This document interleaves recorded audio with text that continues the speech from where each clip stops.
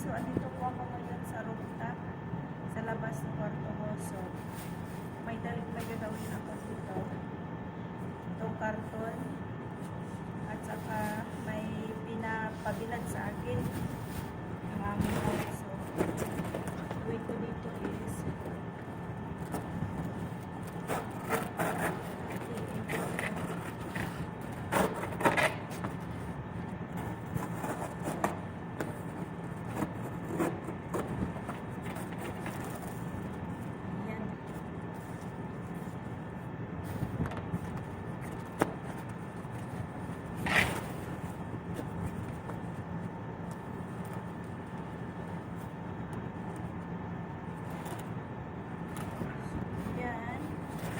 at dito ko lang ito ibibilad.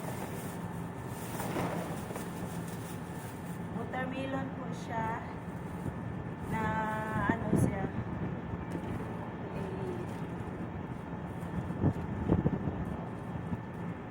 iwan ko kung anong gagawin natin.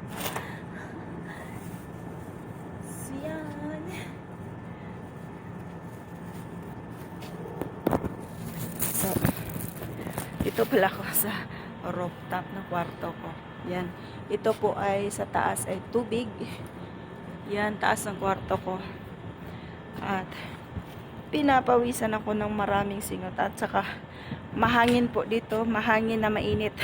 Ang hangin. Just, lack exposure man. Alright, so yun. Ganito yung taas. Ayan. So, at may moon tayo. Ayan, moon yan, moon.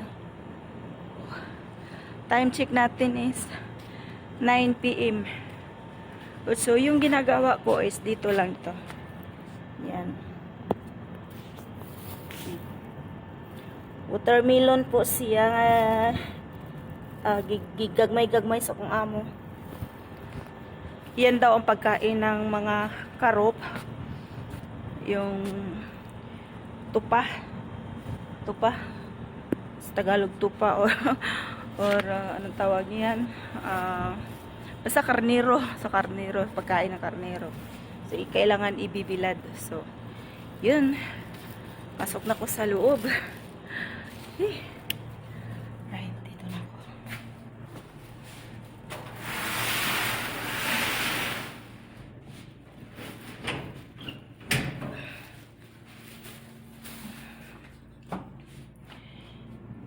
Init, grabe.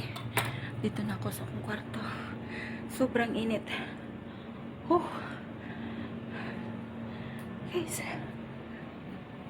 palamig mo na. Pinawisan ako ng maraming singot.